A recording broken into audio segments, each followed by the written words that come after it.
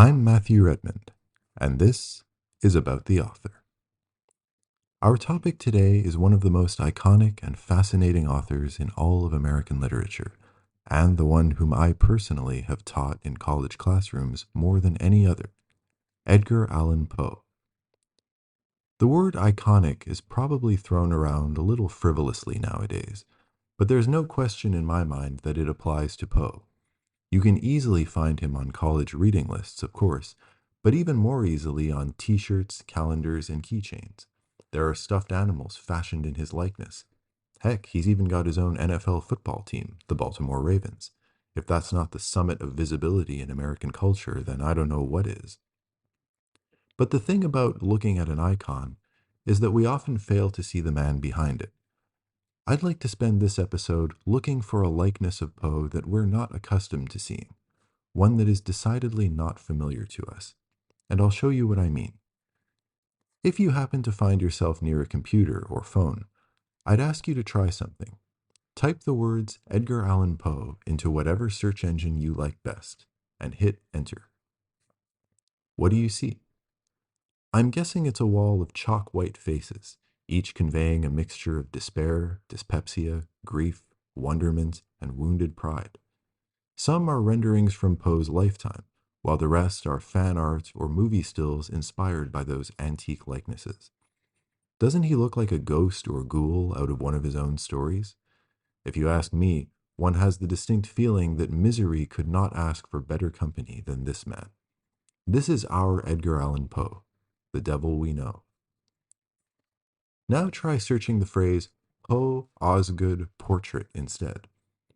What comes up this time, near the very top of your page, is the portrait of Poe painted by Samuel Stillman Osgood around 1846. I think you'll agree, this is a face completely unlike those in the previous set. And I mean completely. It can't be the same person. There's color in his cheeks and light in his eyes, and his brow looks quite unburdened.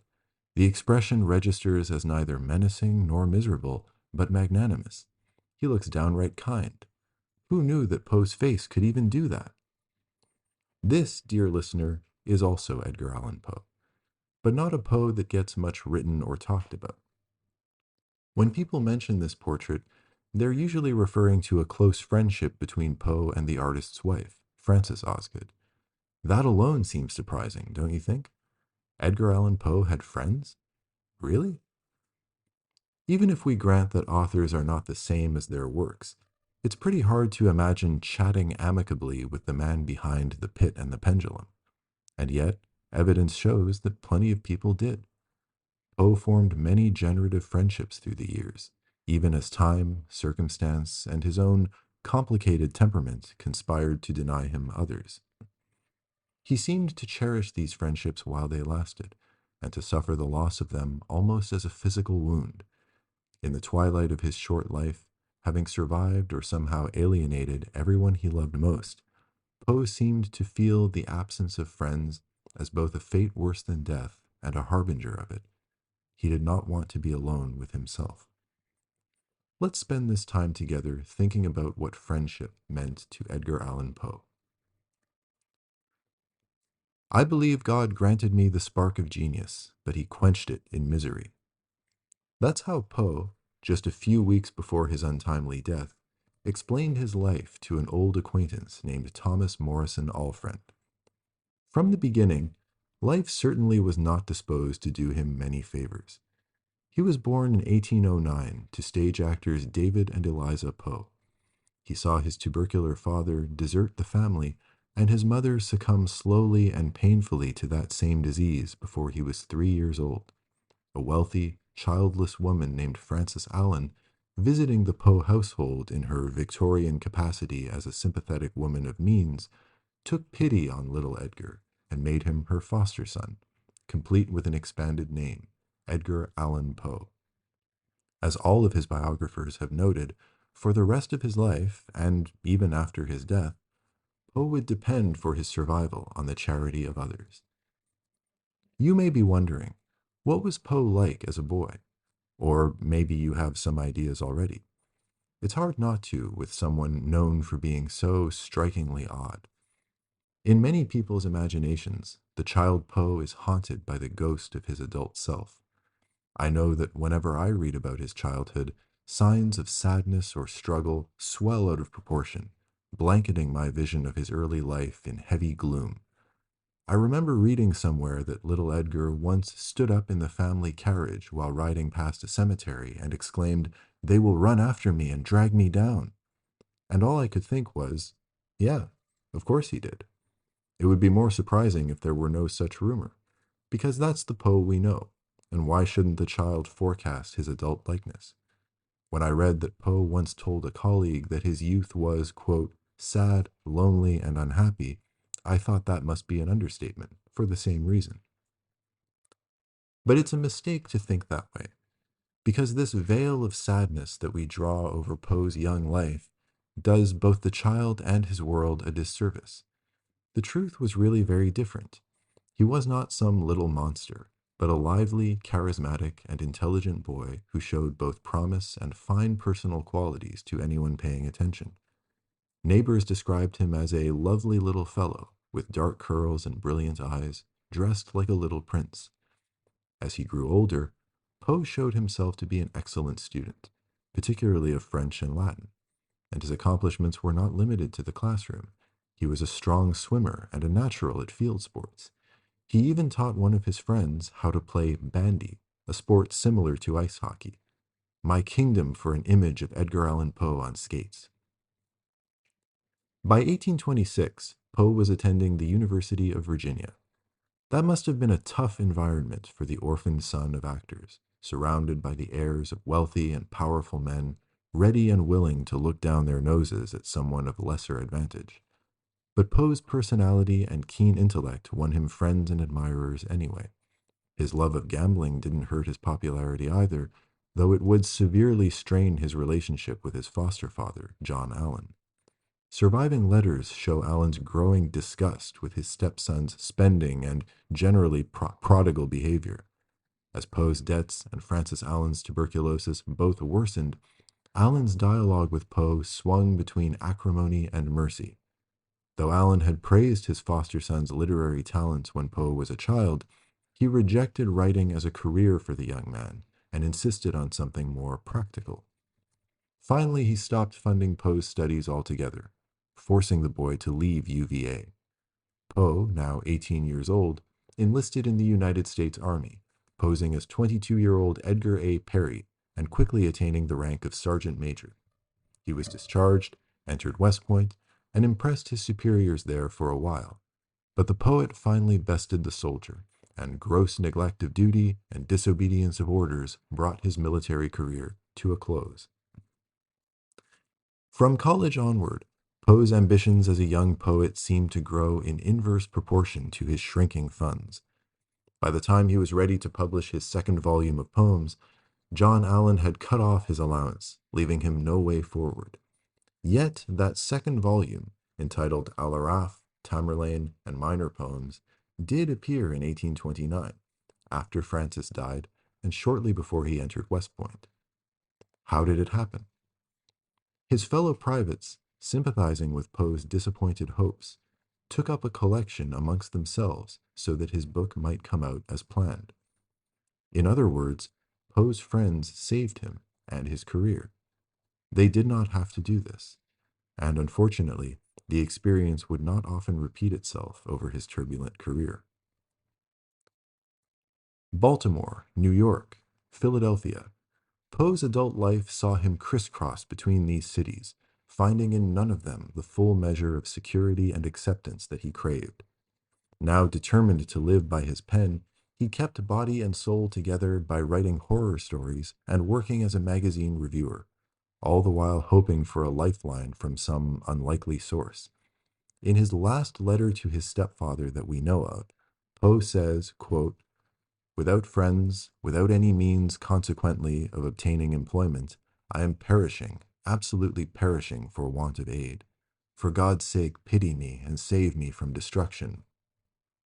There was no answer, and that was how Poe lost his father for a second time. So, how would he support himself as a writer? The short answer is, with great difficulty. During Poe's lifetime, the landscape of American literature was more like a steep cliff with very few footholds.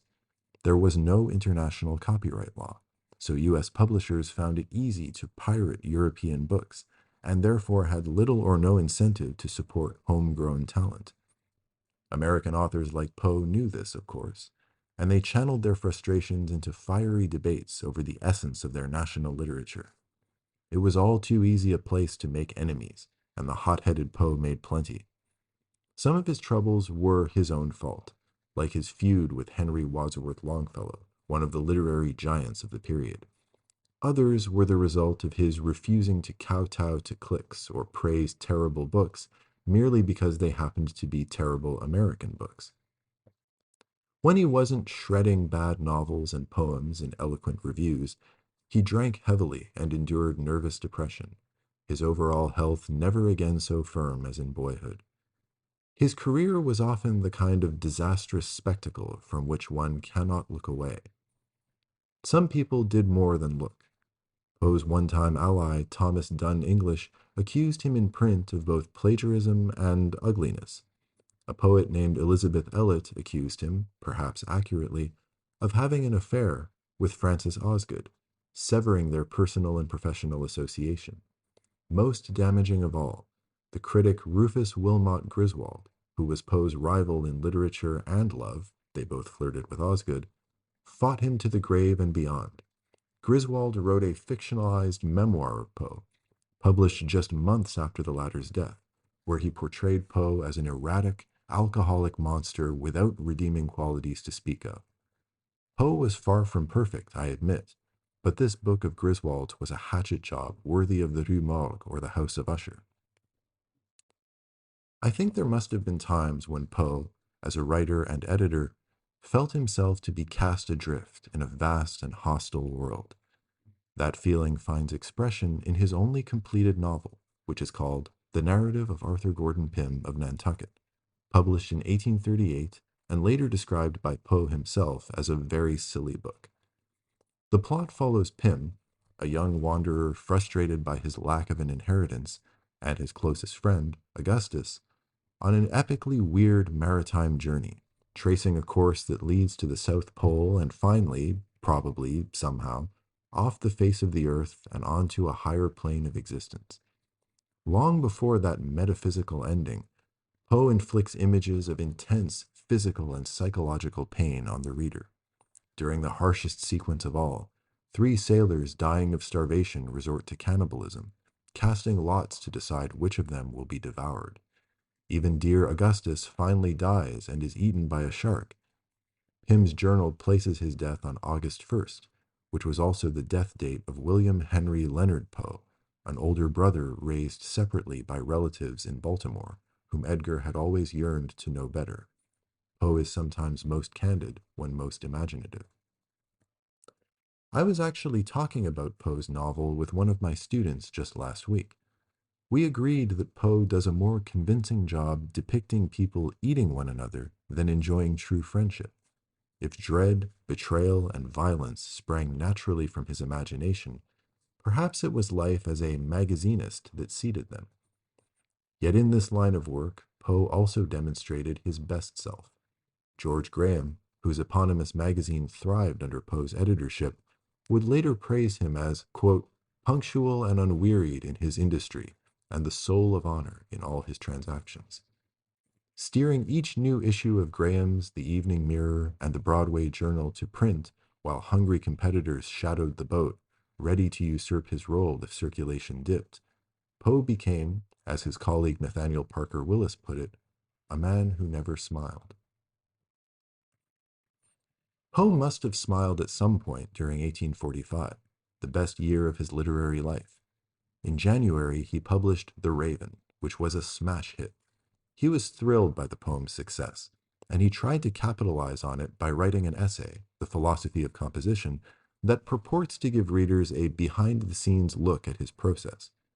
Throughout this essay, Poe styles himself as the ultimate clinician, a student of human nature, poetic form, and how they relate, arguing that words have power as words, apart from their reference, and that aesthetic effect is, quote, the rigid consequence of a mathematical problem, end quote, he volunteers a fascinating perspective on language that wouldn't seriously catch on for about 80 years with the rise of formalism.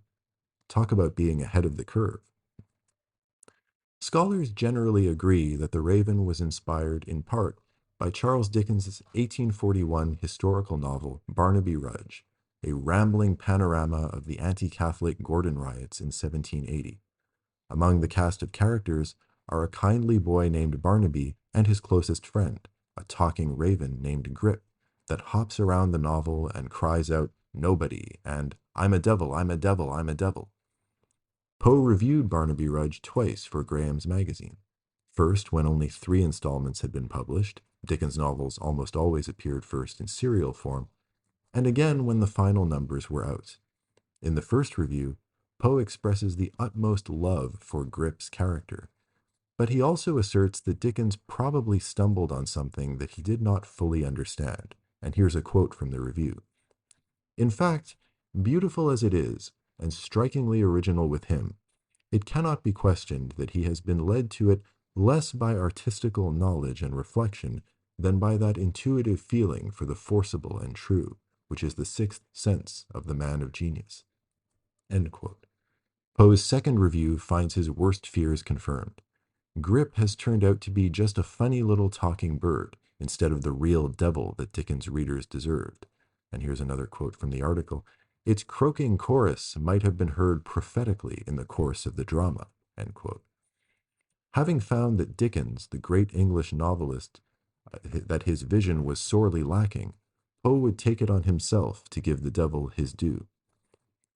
And that's what he accomplished in The Raven, using an unforgettable mix of camp and pathos. At the start of the poem, a man languishes in his study, alone with the memory of his deceased love and the books that have failed to distract from his grief. Suddenly, a raven enters the room. Noticing the bird's power of speech, if also its limited vocabulary, all it can say is nevermore, the speaker becomes increasingly consumed by a single question. Is this bird just a bird, a pet belonging to some unhappy master, or is it a demon sent to prey on his weak and weary mind? It would be easy to read The Raven as a corruption of the sweet interspecies friendship that grounds Dickens's novel. It would also be right to some extent. But before the bird makes its historic entrance into American literature, the speaker of The Raven tries to manifest another kind of encounter on this dreary night. Let me read you some verses from the poem here. "And the silken, sad, uncertain rustling of each purple curtain thrilled me, filled me with fantastic terrors never felt before, so that now, to still the beating of my heart, I stood repeating, 'Tis some visitor entreating entrance at my chamber door, some late visitor entreating entrance at my chamber door. This it is, and nothing more.' Presently my soul grew stronger, hesitating then no longer. 'Sir,' said I, 'or madam, truly your forgiveness I implore. But the fact is I was napping, and so gently you came rapping, and so faintly you came tapping, tapping at my chamber door, that I scarce was sure I heard you. Here I opened wide the door. Darkness there, and nothing more.'" Just like in his novel, Arthur Gordon Pym, Poe's macabre fantasies suggest a shred of the artist's inner life. His wife, muse, and best friend, Virginia, was dying of tuberculosis, like his mother, foster mother, and brother before her, when he wrote The Raven. With her would go the strongest restraining influence on his unstable nature, as he himself must have known. The fear of something wicked from outside his study, or else from deep within himself, renders the speaker desperate to find an ordinary human guest, a true friend, at his door. How different a universe the poem would depict if someone were standing there to greet the young widower. Instead, he finds only darkness. For as long as Poe is read and remembered, the circumstances surrounding his last days on earth will remain impenetrably obscure. The facts in the case are few. He left Richmond, Virginia on September 27, 1849, bound for his home in New York. 1 week later, on October 3rd, he was found wandering the streets of Baltimore, delirious and without his luggage. In a truly bizarre development worthy of a detective story, he was wearing clothes that did not belong to him. What had happened? The most commonly accepted theory, according to Peter Ackroyd in his slim and necessarily speculative biography, is that he was used as a stooge for polling purposes, being dressed up in someone else's clothes so that he might vote more than once for a particular candidate. Forced intoxication was often a factor in these election schemes, meaning that Poe's recently made promise of sobriety may have been broken, albeit against his will. Whatever the truth, Poe was now suffering from a terrible fever. Told by a sympathetic doctor that friends would soon be with him, he replied that a friend could do no better for him than to blow his brains out. He died a few days later, on October 7th, 1849. 4 people attended his funeral. Griswold, who did not, wrote a lengthy yet dismissive New York Tribune obituary under an assumed name, saying, quote, "Edgar Allan Poe is dead. He died in Baltimore the day before yesterday. This announcement will startle many, but few will be grieved by it." Many have grieved since, and Poe's spark, despite what he told Alfriend, was far from quenched. In fin de siècle France, his writings became almost sacred.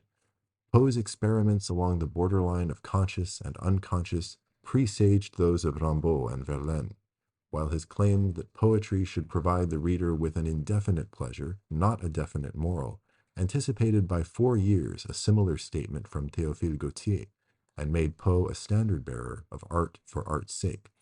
To Paul Valéry, Poe's otherworldly verse came as a revelation, and Charles Baudelaire could not begin his day without offering prayers to God and Edgar Allan Poe. But aside from the writing, it was Poe's image as the enfant terrible of American letters, weird, ragged, constantly teetering on the cusp of self-destruction, that established his reputation in France. The symbolists, disdaining bourgeois affectation in favor of all things perverse, found Poe irresistibly repellent. Had these men ever stood in the presence of the sturdy, athletic young private, and felt both his charm and his fervent desire to make good, they might have been horrified. Thank you for your kind attention. This has been About the Author, a podcast made possible through the support of the European Commission and listeners like you.